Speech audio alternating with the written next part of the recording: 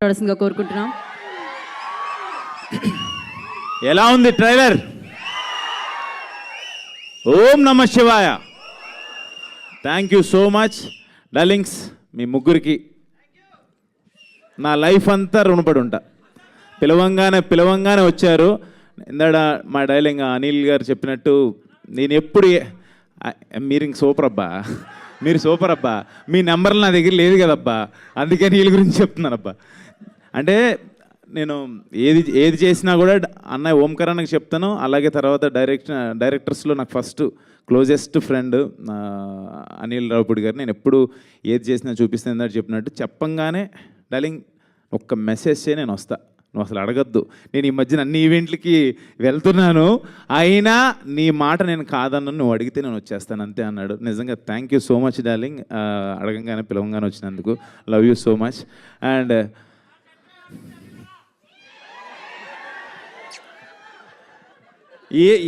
ఏమని చెప్పాలో తెలియదు మా తమ్ముడు. ఒక్క నిమిషం, అరే మీ అందరికి ఒక శాపం పెడుతున్నా. ఏంటో తెలుసా? ఖచ్చితంగా మీలో ఎవడో డైరెక్టర్ మ్యూజిక్ డైరెక్టర్ ఇక్కడికి రావాలా, మిమ్మల్ని ఇలాగే ర్యాగింగ్ చేయాలి అవుట్ నుండి జనాలు. పర్ఫెక్ట్ శాపం ఇదైతే. Ashwin please continue. అది శాపమా డార్లింగ్ వాళ్ళకి? My darling, my brother, my partner, నాకు చాలా చాలా ఇష్టం. ఒక్క మాట చెప్పాలి తమ్మన్ డార్లింగ్ గురించి.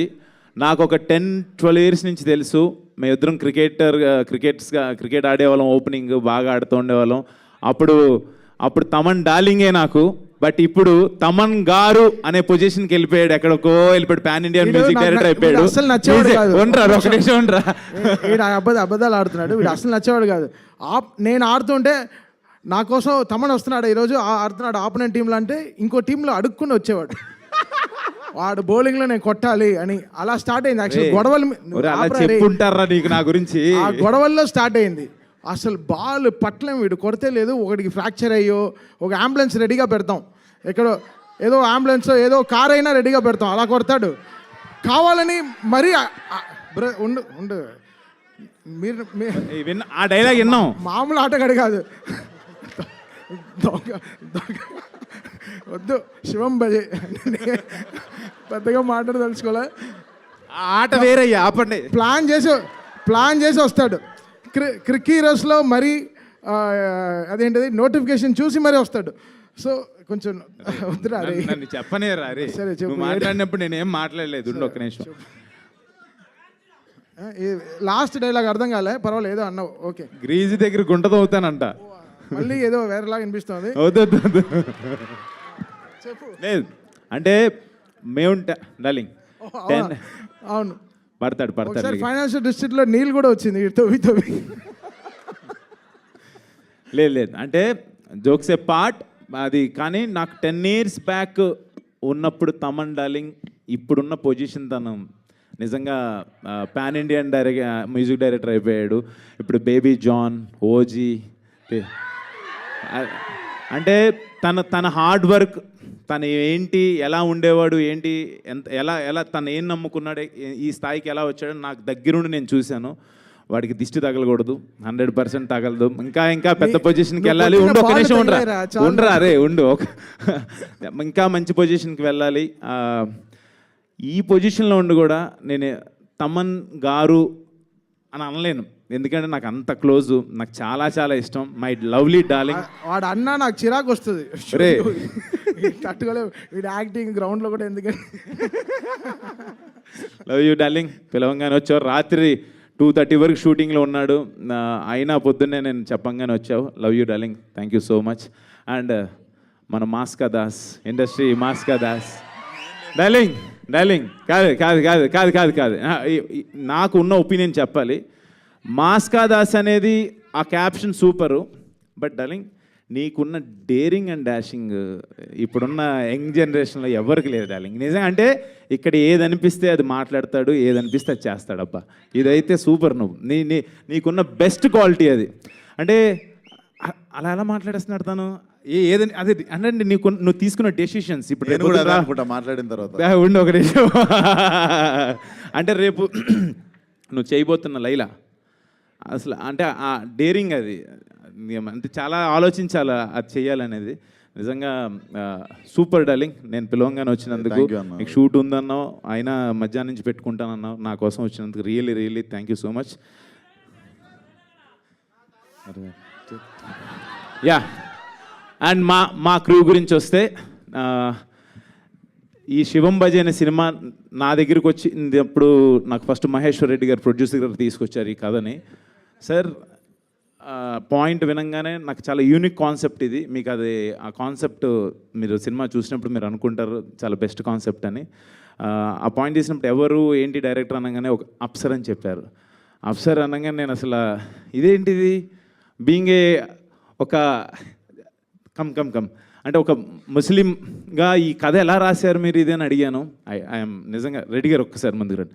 ఐ ఫెల్ట్ లైక్ ఈ ఇద్దరు కాంబినేషన్ నాకు అర్థం కాలేదు అసలు. పాయింట్ వినంగానే ఐ ఫెల్ట్ వెరీ హ్యాపీ. ఇదేదో సంథింగ్ శివయ్యే పంపించారని నేను ఫీల్ అయ్యి ఈ పాయింట్ నేను ఒప్పుకున్నాను.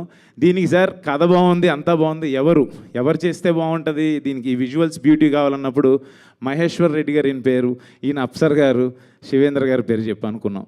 ఇది ఆయన పేరు శివుడి పేరుతోనే వచ్చారు, ఆయన కూడా శివేంద్ర గారు.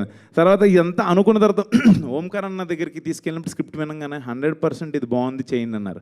ఆయన ఓంకార్ అనగానే ఆయన పేరు శివుడు. అంటే ఒక తెలియన ఆ శివ ఇదంతా ఒక శివలీలలాగా అనిపించింది నాకైతే. శివుడాజ్ఞలు ఏందో చేయమైనా కదలదు అంటారు, అలాంటి ఆ ఫీల్ ఏదో సంథింగ్ అనిపించింది. బట్ ఇప్పుడు ఈ రోజున ఇలా అవుట్పుట్ చూస్తుంటే నిజంగా ఆయనే చేయించారా ఇదంతా అని అనిపిస్తుంది. మీ అందరికీ నచ్చుతుంది ఈ కాన్సెప్ట్ 100% నేను చెప్పగలను.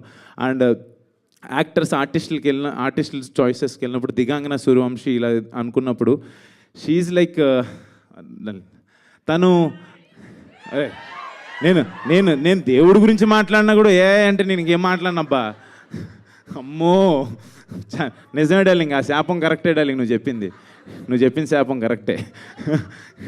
లేదు తిన అంటే నువ్వు పర్సనల్గా లైన్లో నేర్పించినావని ఆమెనే చెప్పాను, అందుకే అరుస్తారు. వాళ్ళని ఎందుకు తప్పు పట్టాలి చెప్పు.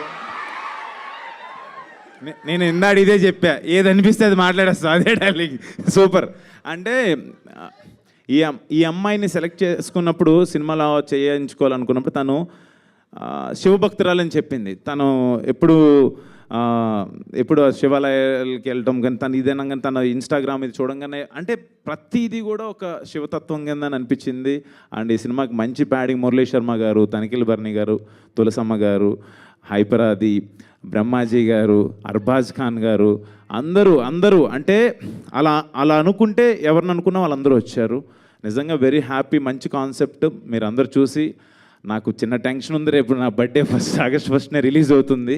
మీరందరూ నన్ను బ్లెస్ చేస్తారని చెప్పి కోరుకుంటున్నాను. Thank you so much. ఈ సినిమాని మీరందరూ చూసి నన్ను బ్లెస్ చేయాలని కోరుకుంటున్నాను. అండ్ ఇక్కడ ఈ రోజున లేడు my brother Vikas Badisa music director. తను లేడు. అద్భుతమైన ఆర్ఆర్ ఇచ్చాడు, దీనికి అద్భుతమైన మ్యూజిక్ ఇచ్చాడు. నాకు హిడింబాగ్ కూడా తనే చేశాడు. తను లేడు, ఫైనల్ వర్క్లోనే ఉన్నాడు. అండ్ అన్నయ్య ఇక్కడ లేకపోయినా ఓంకార్ అన్న, ఆయన బ్లెస్సింగ్స్, ఆయన విషెస్ ఎప్పుడూ నాకు ఉంటాయి. ఆయన లేకపోతే నేను లేను. యా ఈనపల్లా పిల్లలు లేరు ఇక్కడ, కానీ మాకు సెన్సార్ అయిపోయింది, పిల్లలతో చూడొచ్చు cinema యూబైఏ. Thank you so much. One second సరే, థ్యాంక్ యూ సో మచ్. మీరు తీసుకోండి. థ్యాంక్ యూ అశ్విన్ గారు, థ్యాంక్ యూ సో మచ్.